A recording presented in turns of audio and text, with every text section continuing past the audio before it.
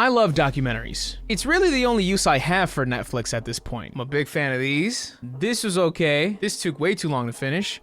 That's why I haven't. And I want to watch this one, thoughts. I would venture to say the overwhelming majority of docs I watch are disturbing. But just like with disturbing movies, I did want to play around with some of the big titles that I haven't seen. And I have landed on 4. Jesus Camp, Dear Zachary, Grizzly Man, and The Act of Killing. Shall we begin? Shall we begin? Yes, but not without my morning brew. But I'm not talking about your venti iced caramel macchiato with oat milk, no room, no foam, no whip. Make it cry, burn it, and let it swim. Morning brew, today's sponsor. I wake up, like most do. It's kind of a dark intro. I wake up and immediately scroll Twitter, which if any of you do the same, you know that's like waking up to a fist. Both versions. That's why Morning Brew's free daily newsletter, Monday through Sunday, is the new move. Traditional news outlets suck. Hey, this just in, Chris Pratt wears a funny hat. We'll have more at 6. Morning Brew has brought me up to speed on El Salvador marking Bitcoin as an official currency, the pros and cons. And I read one of their interview pieces with habits expert James Clear, where he dropped some gems regarding carving out an effective daily routine. Listen, there's no reason not to subscribe if you're interested in business, finance, tech, etc. It's free! Takes not even 15 seconds. So click that link in the description, help support the channel, and subscribe to Morning Brew today. Thank you, Morning Brew, for sponsoring this video. Let's get to it. Jesus Camp is nothing short of infuriating. It almost seems like make-believe. You guys know some of your popular mega church pastors get memed on a lot, rightfully so, because most, all, are lunatics with an absurd amount of influence. We get brought down to another level when all you see are the faces of children. Becky Fisher is the ringleader here, but she is not without her trusted disciples, if you will. It's brainwashing in its rawest form. It's raising an army of people who will believe all, if not most, of the harmful rhetoric you spew. This woman and crew indoctrinate children and dress it up real cutesy-like. By dress it up, I mean, they invite families over for a seminar, have the kids come to camp. I think they call it Kids on Fire Camp? Hold on, what the fuck is the name of the camp? Kids on Fire School of Ministry. It just rolls off the tongue. And listen, I'm not talking about just learning about God or your average Sunday church sermon. This is something different. This is tenfold, and not just contained to religion, even though Becky might think otherwise. From the start, they're aggressively dismissing science and condemning public schooling.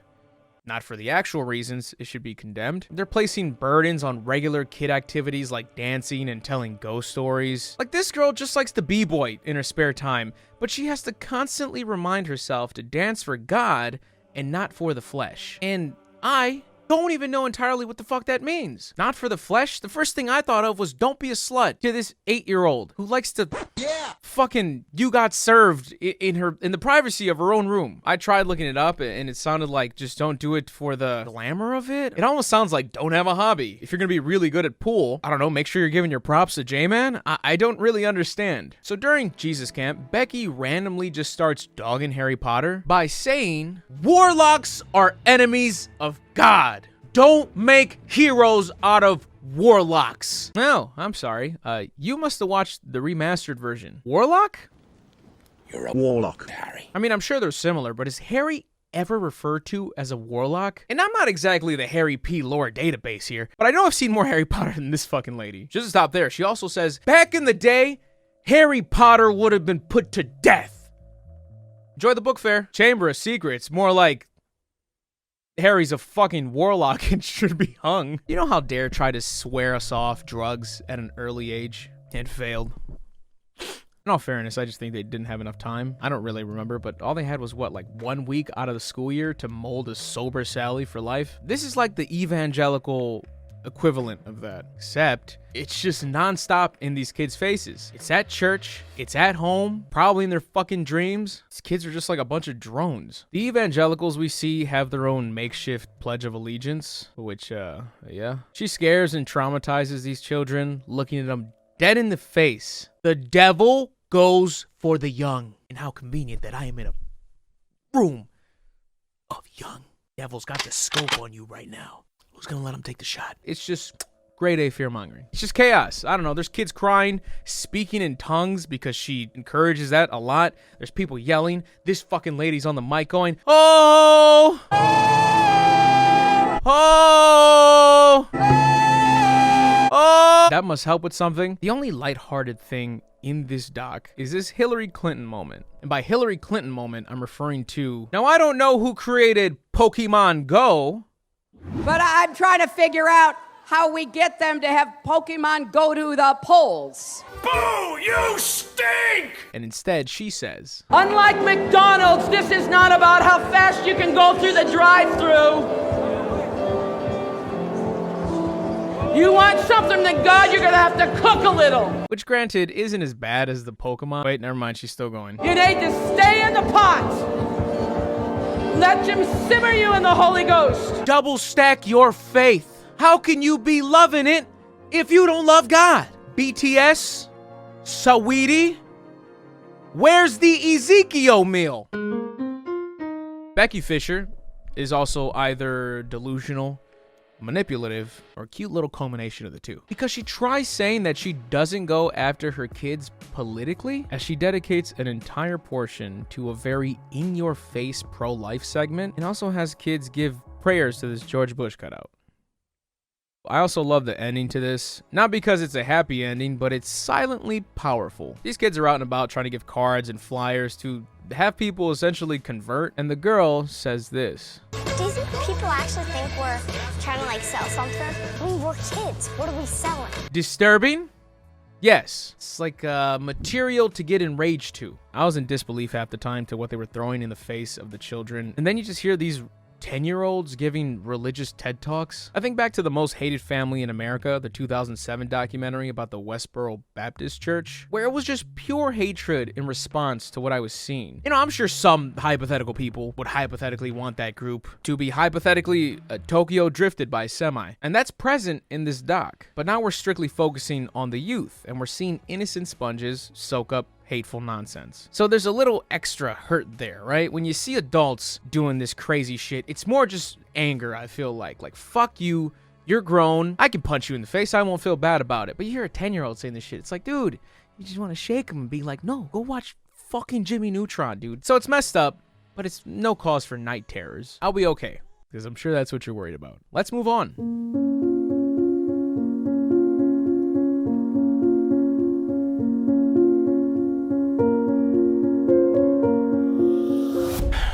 For fuck's sake. I was expecting something sad going into this, but fuck. I've never seen anything like this. And honestly, I want to tell you very little about this. I'm not going to be telling you anything that happens in this film. If you haven't seen this and your interest is piqued, don't even read the blurb about the film. Don't look into it at all. Just watch it. In terms of disturbing, the source material, yes, very disturbing in itself, but it's also heart-wrenching. And sadness, along with anger, overtake you. And you can't even really take a second to think about how fucked up this is. If I described this to someone else, I wouldn't call this disturbing. I would call it the saddest fucking thing I've seen in a while. Criticism-wise, there's some little odd presentation choices at some points in the doc. Nothing to derail me. Overall, this was not an easy story to tell or organize, because there is so many places to go here. So I think the runtime was definitely deserved, and I think it was done very well. I recommend it, even though I was sat here in this very chair weeping while watching this. Disturbing? Yes. There was a point where my jaw literally dropped, and then it was followed by glossy eyes. It's like something you'll just sit in silence after watching. And maybe you watch it and you're like, yeah, sad, but like, you're kind of like being like a pussy about it. Probably totally fair. I'm a very emotional person, so, you know, I have a soul. You didn't see the priest get up? Already locked in, baby. But this is nothing that like shakes me to my core. I've been around the block on documentaries and fucking horrifying stories, right? So this is an odd thing to put very high on a disturbing doc list. I guess it just doesn't really fit my description of disturbing. Not like my description is vomit, puke, anal chamber, but it's just like, it's just really gotta fucking rattle me. And I know I have a specific tolerance at this point, but I just didn't get rattled by it. I don't know. Let's see what's next.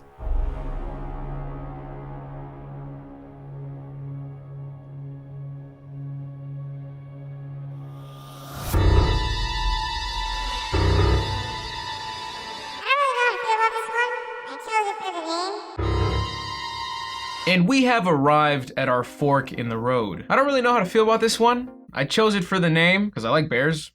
Polar bears are my favorite. Devin Hester was pretty sick. Grizzly Man, to me, is a boring story about an interesting guy. I don't think the doc sucks, I just think it's a little too long for my taste. Hour 44, I wouldn't have missed shit with an hour 20. I solely care about Timothy Treadwell, the man who would spend 13 seasons in Katmai National Park in Alaska living amongst grizzly bears because he thought they were misunderstood and he wanted to protect them from poachers. He named them all, they were his friends and family, and I don't think there's a need for a spoiler alert here because what ended up happening to Timothy is not really the point of this documentary. I mean, if anything, it was just a catalyst because it's not this epic build up to his death, it's just about Timothy. His life, what he did, the 100+ hours of footage he recorded in Alaska, his mindset on things, what he was trying to accomplish, and the controversy it drew. I love the introduction to the doc. It's Timothy telling us that he would die for these bears, but never die at the hands of them. He was confident that he had established a connection with them, and anytime he felt he was in danger, he would never show weakness or back down, thus assuring his safety. If I show weakness,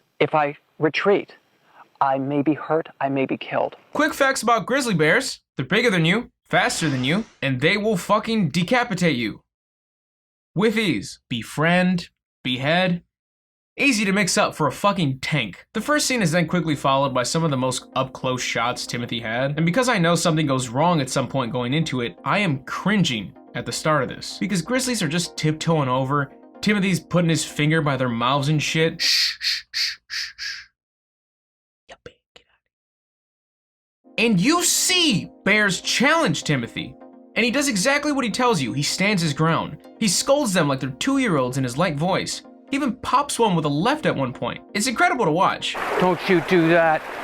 Don't you do that. Some of the footage he gets is beautiful, some of it's terrifying, and I don't think we'll ever see too many reciprocations of it. No one's just posting up with their back turned to grizzlies. Timothy was indeed built different. The interviews in this doc are not interesting. I said it! I know these are just dude bros that are here simply because of proximity, but man, I just want to hear Timothy talk. Timothy talks about religion, his love life, he even records potential poachers. He plays with foxes, he sleeps through storms that break down his tent. He marvels over bear poop. Why would I want anything else besides Timothy? Sergeant Brown went to the bathroom, did a number 2 during his fight. There's your poop. It just came out of her butt. Everybody else's interesting factor compared to fucking Timothy is embarrassing. And the majority of the other interviews are dedicated to his ex. And then just guys where it's like, why the fuck did they leave this in? Listen to this. The bears probably thought there was something wrong with him, like he was mentally retarded or something. What? Excuse me, sir? What? Okay. I don't get how you're in a fucking documentary with Timothy Treadwell and somehow you said the craziest shit in this entire 2-hour runtime. The controversy surrounding Timothy and what he does is also very interesting. People saying the threat of poachers is not even that present for Timothy to be risking his life year after year. And my favorite counterpoint to Timothy's actions is a man who says that he is accustoming these bears to humans, but that trust being formed will do more harm than good, because they will believe every human approaching them means well, a la poachers. The very thing Timothy is against. Now, obviously, his death is a considerable portion, and I'm sure you're curious by now. Timothy would always leave the park by the end of the summer. He would get picked up in a plane. And turns out, an undefined amount of times, Timothy had actually been dropped off with his girlfriend, although she was never directly a part of the footage because it seemed like Timothy always wanted to keep the illusion that he was there completely alone. And the final time he'd be there, he was with her. He had decided to stay later this time around, which was a dangerous game to play because at this point, the bears are much more hell-bent on eating as much food as winter approaches. The camera was rolling when this all happened, but it is believed that the camera was just turned on somewhere with the lens cap on, because you see nothing. Why it was on, I don't know. I don't even remember if they addressed that. And there's no telling how it started. The audio has never been released and has only been listened to by the director and the coroner, I believe. It's described to us sounding like the bear approached their camp. You hear screams, Timothy telling his girl to get out of here, and at one point it very much sounds like his girl got the bear to go away. But unfortunately, the bear does not back down entirely. He comes back, Timothy tells her to hit him with a frying pan, and she does, and once he realizes this is going to be a done deal, he tells her to go away and get out of here. She doesn't, even though it sounds as if the bear pulls his body away, once again leaving the battle, but at some point he comes back for her. And the mauling is described to us as best as it can be by the coroner with the remains and the audio. It sounds as gruesome as can be, and it also sounds like Timothy was alive for most of it. And unfortunately for his girl, Timothy had documented in his diary that she had had enough of his shenanigans and no longer wanted to be a part of this, because she believed Timothy would keep on until he got himself killed, that he was reckless. And that's what we're left with. So is it disturbing? I don't think I can give it that title. To me, more so just interesting with tragedy sprinkled in. And listen, I can already hear some of you, because I thought the same thing. Where the fuck did I find these disturbing docs? Google. You let me down, Googs. But maybe not for this next one.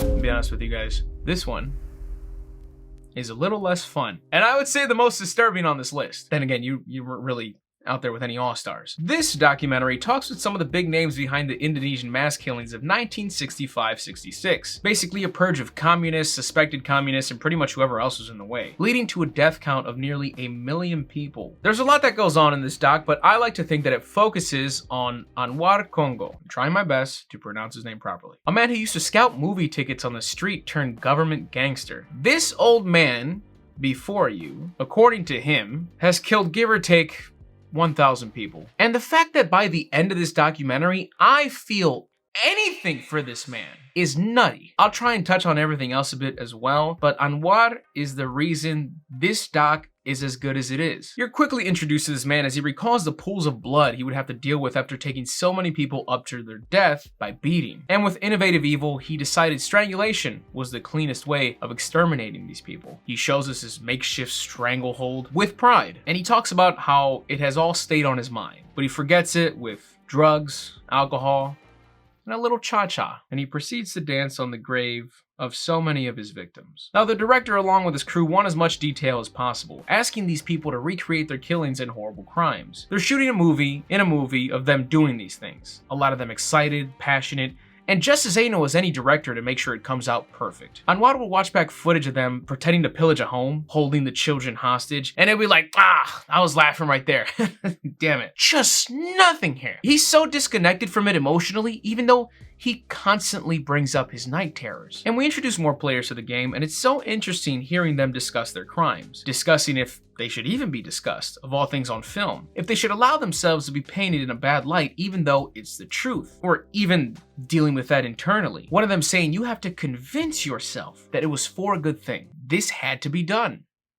We were just the ones that do it. There's moments of tension and passive aggressiveness gathering all these men together. There's a man who's playing a communist victim in the movie, and he tells them a story of when he was young and his father being murdered during these killings, and the room falls dead silent. The man seems like he's stammering nervously, he's laughing almost exaggeratively, Keluarga PKI dibuang.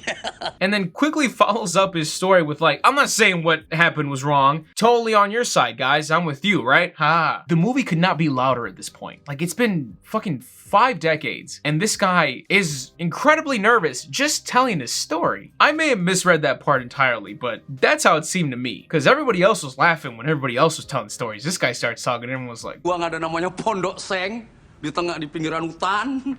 We gotta run it back? One man discusses whether or not what he did was war crimes, the morality of it all. And his response to when he's asked if they are war crimes is dope, but chilling. He basically says, war crimes are defined by the winners. I'm a winner. Period. We end up watching extortion firsthand, and the things some of these leaders say, some of them fondly reminiscing on the female victims they would fully take advantage of during their killing sprees, putting extra emphasis on their very young age. There are many moments to discuss, certain moments that you just can't script, very powerful points in this documentary. For example, there's a leader reenacting a scene, and he tells them to cut, and he says, no, we're doing it all wrong, guys. We're painting a different picture than what we were. You guys are over here hooting and howling, sounding like we want to drink their blood. That wasn't us. We have to stay true to what we really were. You're giving us a bad look. It's crazy. Like, it's like you did one of the worst things imaginable, but you're like, but we weren't this.